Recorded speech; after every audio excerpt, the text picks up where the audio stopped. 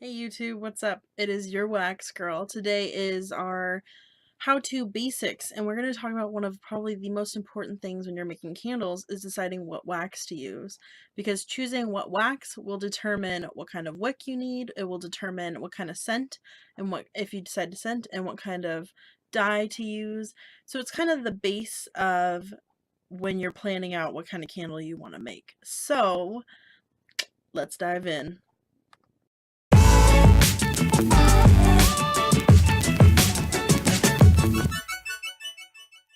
Like I said, I have 5 different waxes. Actually, one's a gel to talk about today. I have my notes because my ADD ass will forget pretty quickly what I'm talking about. So we have soy wax, beeswax, paraffin wax, gel, and palm wax. So let's start with beeswax. Beeswax is pro. It is naturally renewable because obviously bees, as long as we save the bees. Save the bees. Okay, so it is a harder wax, meaning that you have to have a higher temperature to burn it. This is my beeswax. I have a block form. It comes in pellets too. The pellets do melt faster, so that is always something to keep in mind. My wax is yellow, but it comes in 3 colors: white, yellow, and brown. I've never worked with brown wax, but I have used white pellets and I have used bricks of wax. So next is that apparently it has a brighter white flame. I don't know. I don't pay attention to flame color. It's not that important to me, but if it's important to you, keep that in mind. Next, it has a natural beeswaxy scent. So you don't have to scent it if you don't want to. It's up to you. It is nearly drip free, so as you're burning it, some candles have little drippies that go down the candle. This one normally does not. Also, it doesn't put pollutants in your air. It is natural, and some people even say it can clean pollutants that are in your air. Something to keep in mind. I don't know. I'm not a scientist. I don't know. Alright, so cons. It is a little more expensive, and that sucks. But it's a little cheaper when you buy it unrefined or unfiltered, meaning that someone has not gone through the process of getting all the bug bits out of it or any other little things floating around. So if you buy it generally unfiltered and you filter it yourself, it might be a little cheaper. It's harder to get out of surfaces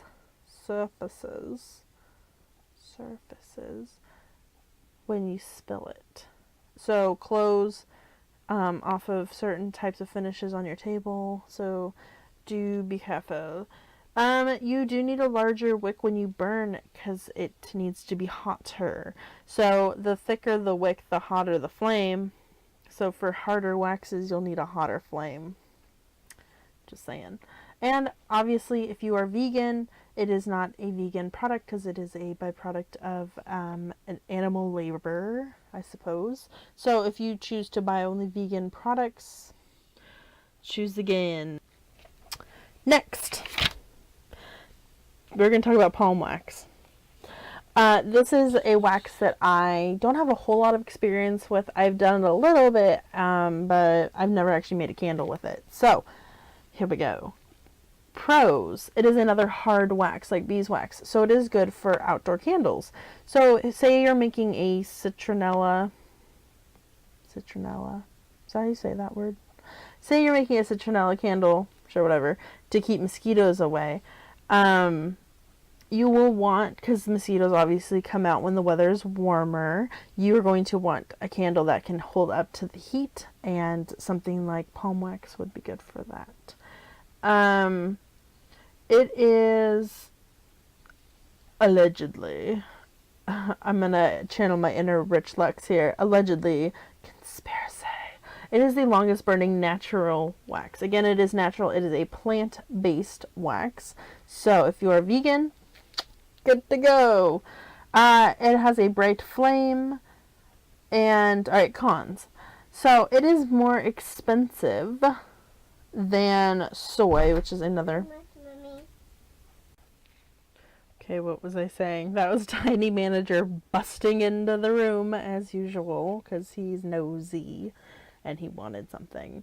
Okay, so if you don't know, Tiny Manager is actually my little boy. Sometimes you'll see him on my Snapchat if he's feeling photogenic that day, and he kind of rules my life. So, cons. Okay, so it's more expensive than soy, but again, it is a vegetable-based wax. The other thing, okay, so soy and palm wax are obviously vegetable, plant-based waxes, which is great for the environment for the most part. So it's a renewable resource, but as these industries become larger, the amount of space it takes up to grow these plants can lead to deforestation as soy plantations get larger, yada yada. So because of that deforestation, obviously it takes carbon dioxide and out of our air and filters pollutants. It can what am I looking for? It can contribute. There we go. Contribute. It can contribute to climate change. And so that's a problem. It's great because it's plant-based. It's bad because the industry leads to climate change. So, something to keep in mind. Okay, now that I got that out of my brain, we are going to move on to then our soy wax because it's kind of natural progression. So I have some soy wax here.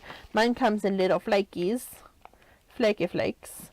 I do work mostly with soy wax. It is pretty readily available in my area, and so that does kind of contribute to how I choose what wax I use. But for me, I don't know, I can do a lot with it, but it is not the easiest wax to begin with. I'm making a lot of noise, sorry.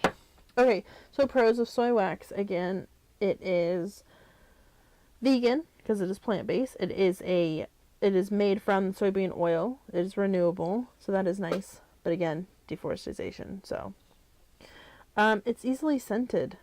It has a pretty fair scent throw. And okay, now that I brought it up, what is scent throw?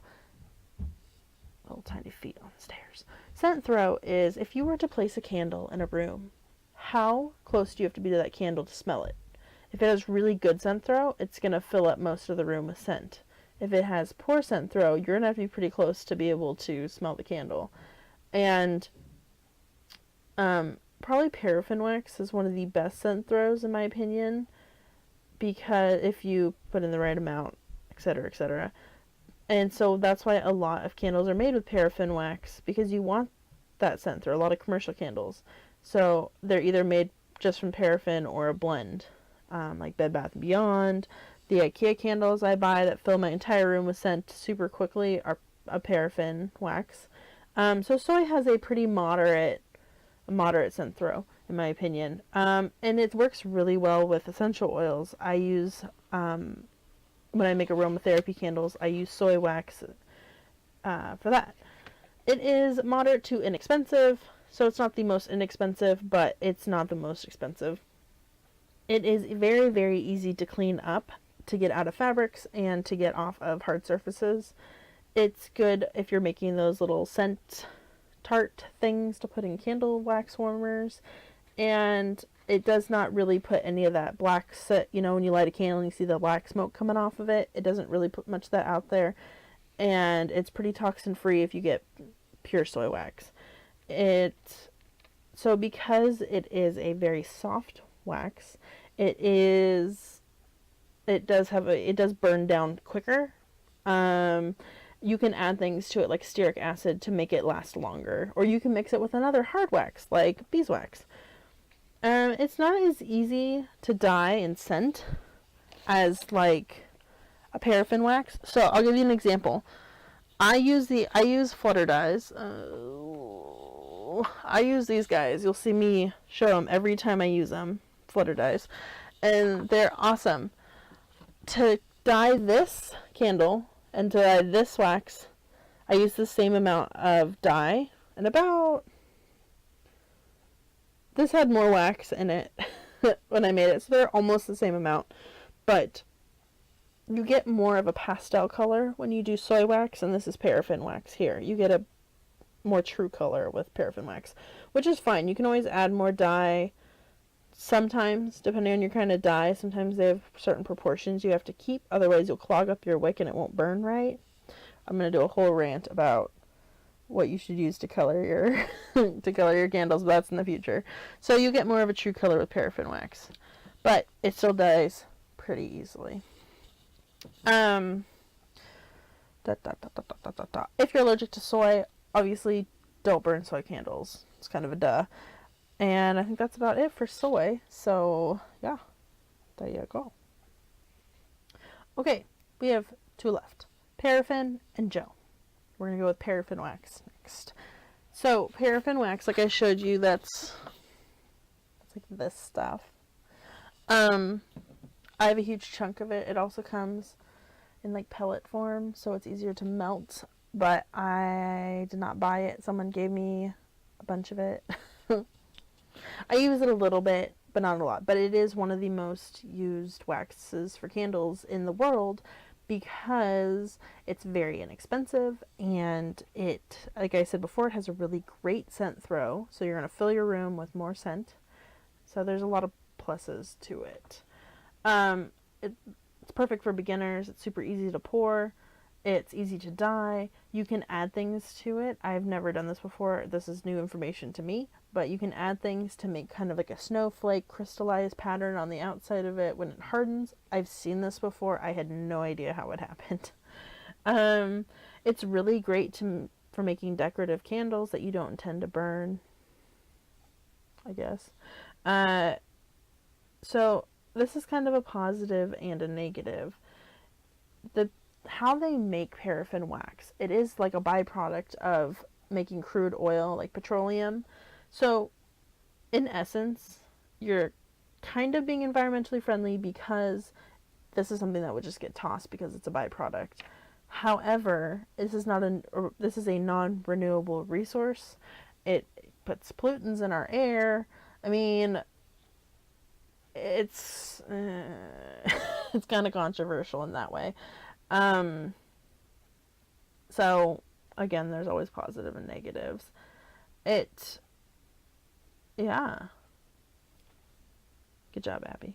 Okay, so cons. Like I said, it's not renewable. It's not environmentally friendly because you're taking oil from the earth. It's not biodegradable. It can make your allergies act up because it can put pollutants in your air.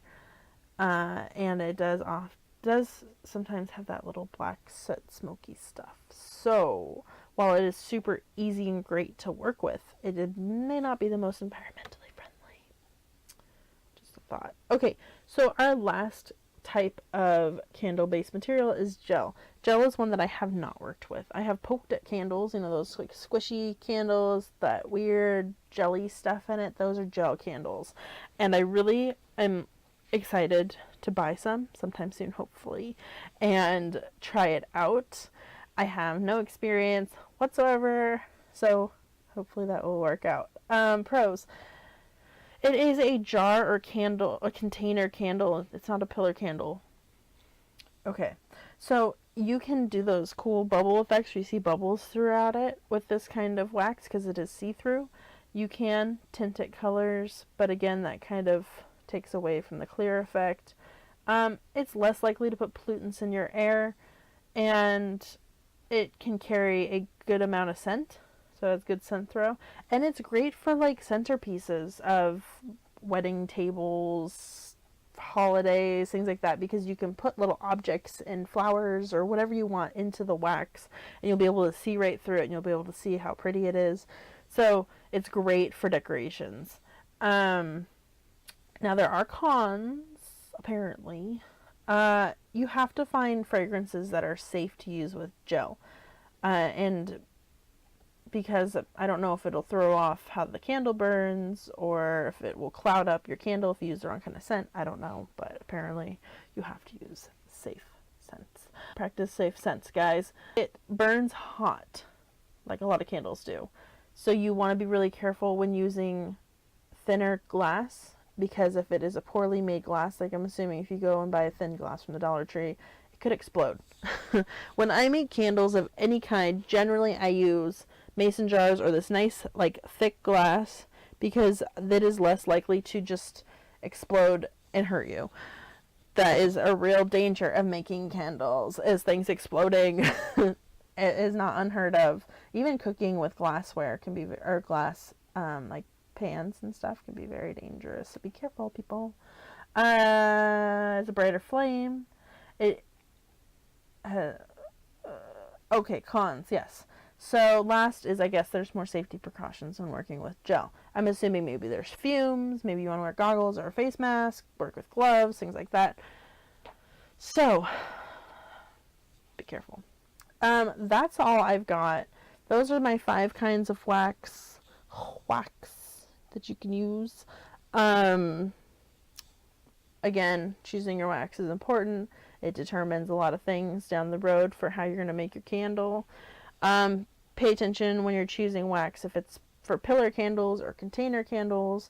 If you're making it in a mold, you want to know what you have to put in that mold to make sure it releases if it's not pillar specific wax.